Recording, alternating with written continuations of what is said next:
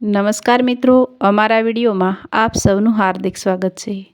મિત્રો, આજે આપણે વાત કરવાના છીએ મામાનો દગો અને માની ખાલી પડેલી થેલી। મારી પાસે તેને આપવા માટે 1 રૂપિયો પણ નથી। મામા રાજેશનો અવાજ એટલો મોટો હતો કે સામેના મકાનની બારી ખુલી ગઈ। હું તેમના લોખંડના દરવાજા બહાર ઊભો હતો।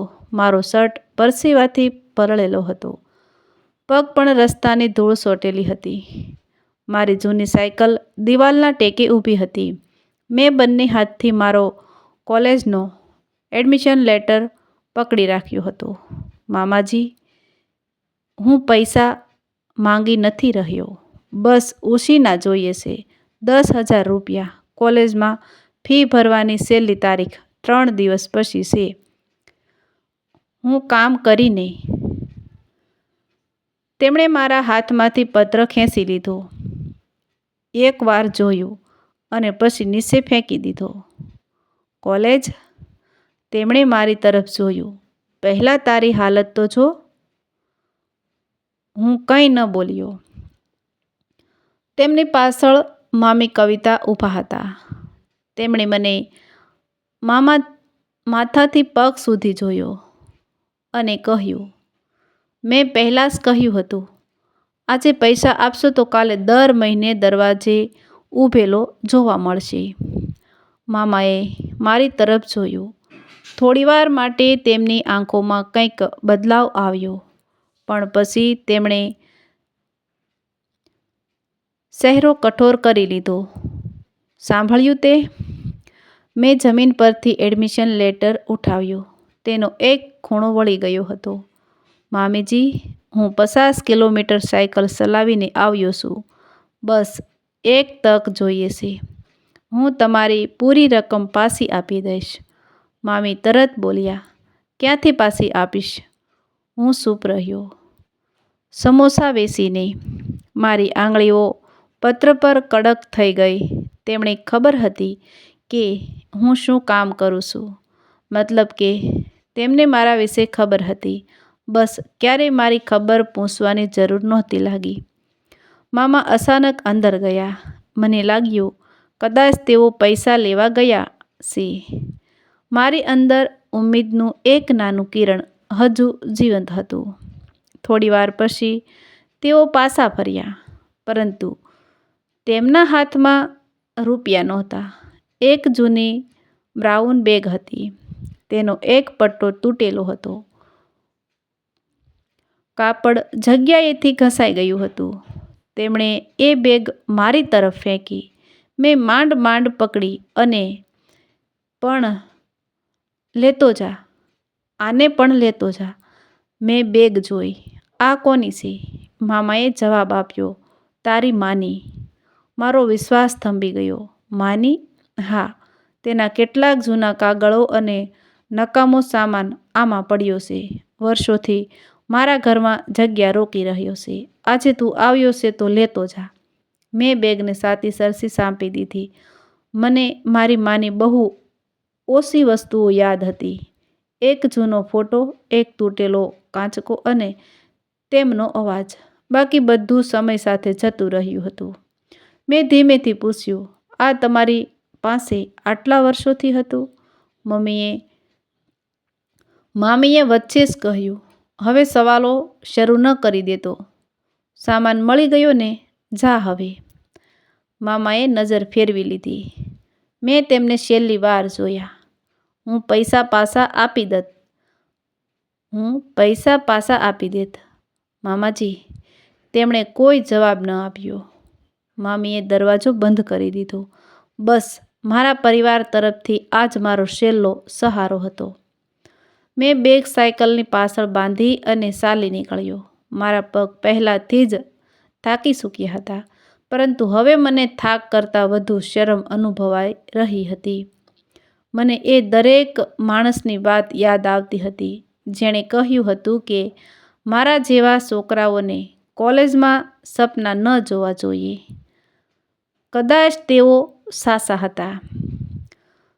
જ્યારે હું 10 વર્ષનો હતો, દાદીના ગયા પછી મેં એકલા રહેવાનું શરૂ કર્યું હતું। સવારે ખાવાનો સામાન વેચતો, બપોરે પસ્તી ભેગી કરતો, સાંજે દુકાન પર ગુણીઓ ઉસકતો, રાતે ભણતો. મેં ક્યારેય મામા પાસે પૈસા નહોતા માંગ્યા. આજે પહેલી વાર ગયો હતો અને કદાચ છેલ્લી વાર. શહેરની બહાર નીકળતા નીકળતા મારી સાયકલની ચેન ઉતરી ગઈ. હું રસ્તાના કિનારે ઊભો રહી ગયો. પાસે એક નાની સાની દુકાન હતી. મેં સાયકલ ઊંધી કરી અને ચેન સરખી કરવા લાગ્યો. મારા હાથ ધ્રુજી રહ્યા હતા. દુકાનવાળા વૃદ્ધે મને જોયો.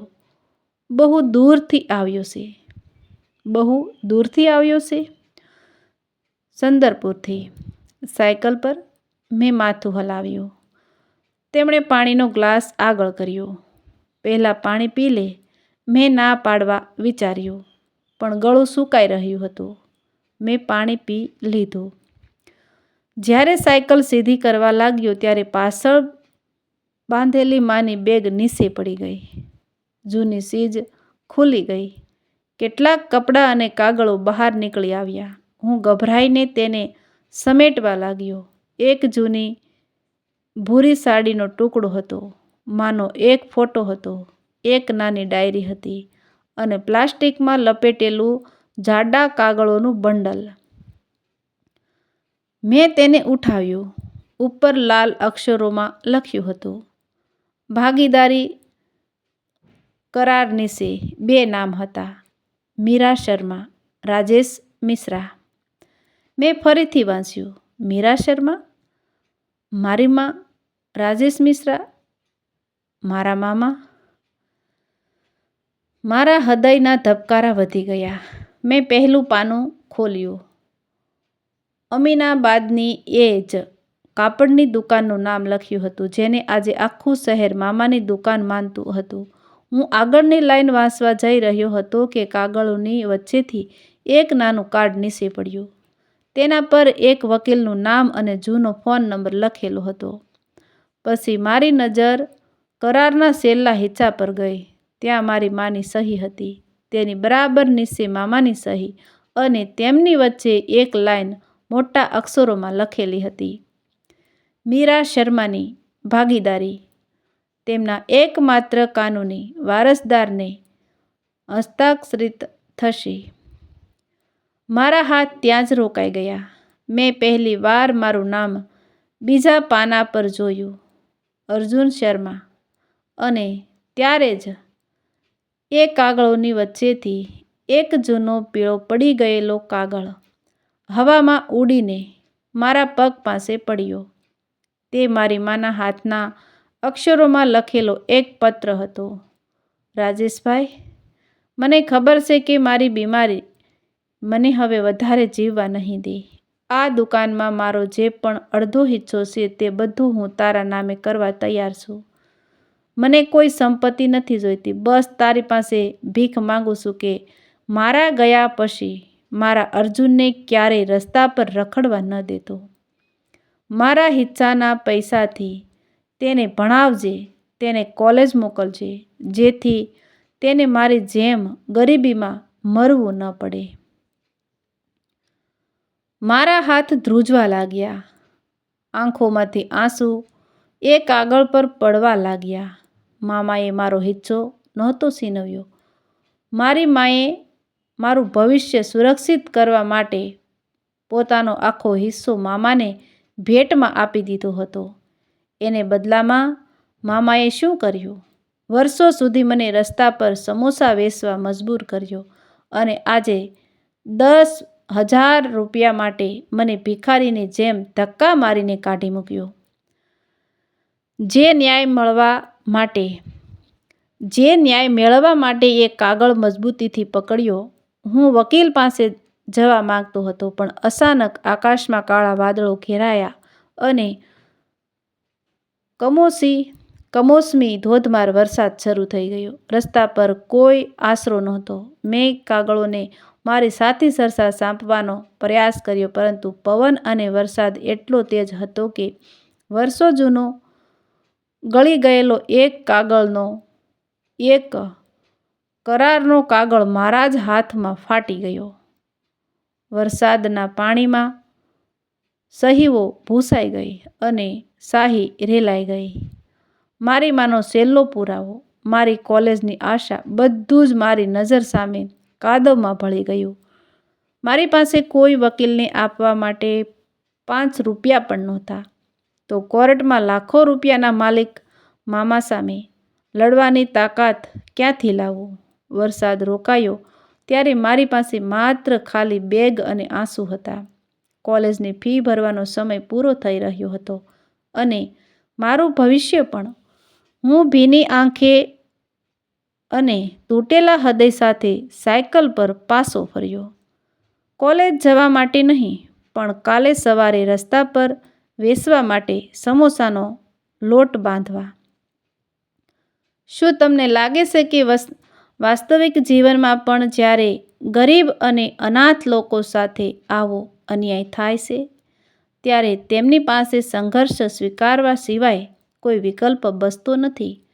તો મિત્રો, આવા જ નવા વિડીયો જોવા માટે અમારી ચેનલ લાઇક, શેર અને સબસ્ક્રાઈબ જરૂર કરી દેજો. વિડીયો પસંદ આવે તો